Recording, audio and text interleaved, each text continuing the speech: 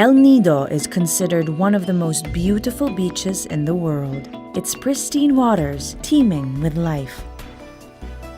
Its isolation has protected El Nido from the environmental decay that progress sometimes brings. But innocence may not always be a good thing. The settlements of Ligad and Katuldan in Tenegiban are as isolated as one can get in El Nido. Home to the indigenous Palawan tribes of the Tagbanwa and Cuyunin, these settlements are more than 300 kilometers from Puerto Princesa City, nestled in the farthest northwestern portion of Palawan province. Combined, the settlements have a population of more than 300 who rely on fishing the bountiful seas of Palawan.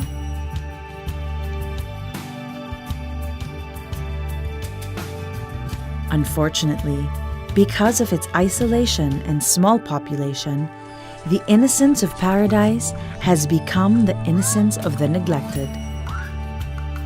There is no electricity here, no running water, no cell phone signal. Here in Tenegiban, the isolation is total. Yung buhay namin, ma'am, yung walang kuryente, alos yung mga kabahayan, yung nagpapakabit po sa generator, bumabayad sila ng 13 piso isang gabi. Bawat gabi po, sinisingil sila ng may kuryente. Tapos yung walang ilaw, yun sila po nagtitiis po sa gasera. The lack of electricity brings with it a host of problems. Since there is no capability to refrigerate, people here are forced to live on day-to-day subsistence. This becomes a problem in bad weather when people are not able to take to sea. Pagka nakahuli, iluluto ka agad yun. Yung iba doon, yung lalabis doon sa family consumption, isa rin sa source of income, dadaingin yun and then ibibenta or ibibenta ng sariwa. Ganon. Walang mga pressure na malalaki na pwedeng ilagay doon kasi nga walang source ng kuryente. Kung sakasakali po kasi dito, limitado lang din po yung namimili sa lugar. Siguro kung magkaroon din sila ng freezer, so yung huli nilang isda, madadala nila ng sariwa doon sa bayan kasi meron din mga namimili. Not having electricity also means that the day ends as soon as the sun goes down. Children are not able to study, and people are not able to work. It is a world where computers do not exist, and cell phones are a luxury. This is where Shell comes in. With its Access to Energy project, Shell empowers these two communities with their own power supply, drawn from green energy. The Access to Energy project is aimed at providing electricity for small off-grid communities in support of their livelihood, health, and education. In Ligad, Shell installed a hybrid mini-grid that uses a 5-kilowatt wind turbine as the main source of electricity, with solar panels as an alternate supply and a diesel generator for backup. Utility poles have been set up with street lights, and all houses connected to the grid have been given their own circuit breakers, meters, and a 3-way outlet. This Access to Energy project takes on greater significance since the project site is not far from the offshore platform of Malampaya, a natural gas project operated by Shell for the Philippine government. It provides 30% of Luzon's electricity requirements. Ito pong lugar na ito ay abot-tanaw ng Malampaya.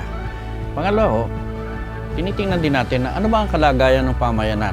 Tinitingnan po natin na talaga bang may pangangailangan yung pamayanan.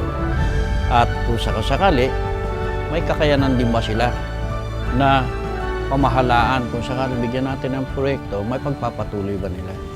Yung wind turbine. But we try to inculcate in them that this is energy that isn't free. You know, this is energy that is a blessing to you, but you also have to work for it. You also have to work together to contribute, to sustain the system, to take care of it, but also that it should be a stepping stone for your community to be more progressive.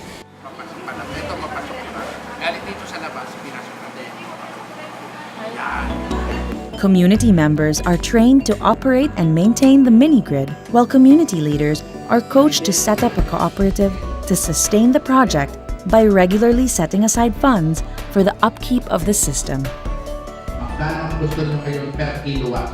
This means empowering communities with a sense of responsibility for their own power supply.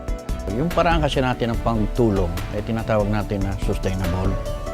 Ibig sabihin, kung bibigyan ho natin ng pera, pag talikod mo yan, wala na yan, nalimutan na yan eh. Pero kung ibibigay natin ay karunungan at wika nga natin ay palakasin ang kanilang kakayahan para pamahalaan yung kanilang mga ginagawa sa pamayanan, kahit po tayo umalis, patuloy na nila yan na may pagpapatuloy. For Shell engineer Val Avanzado, who has been working with Malampaya for the past 8 years, this community electrification project was a welcome opportunity to share his expertise on electrical safety with the wider community.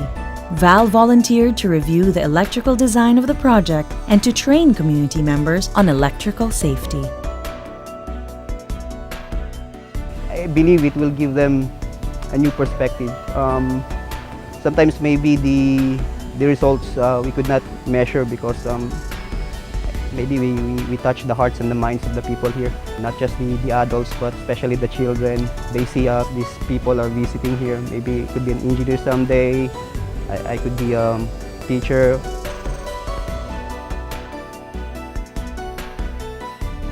Marami rin ang pasalamat ng mga tao dito dahil sa maganda na may ganyan. Mga tao dito, taka nga yung ibang lugar po ma'am dahil bakit nagkaroon ng ilaw dito? Sabi ko, baka hulog siguro ng langit dyan na magkaroon ng ilaw dyan. And no one is more excited than the children. Those who, for years, were forced to live in the dark, have now discovered the freedom to dream of light. Magiging maganda na po ang buhay namin dito. Magiging maganda na po ang ligad. Aangat po ang ligad. Napapadali na po mamang aming takdang aralin tuwing kahit anong oras po namin gawin, pwede pong gabi. Dahil po marami na rin pong ilaw at poste sa tahanan at paaralan at saan pang lugar.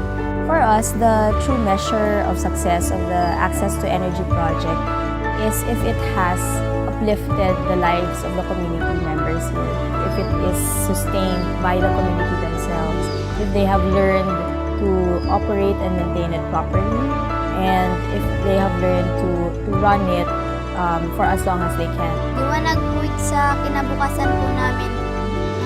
Ito po ang magsisilbing gabay po sa amin kahit saan po kami magtungo.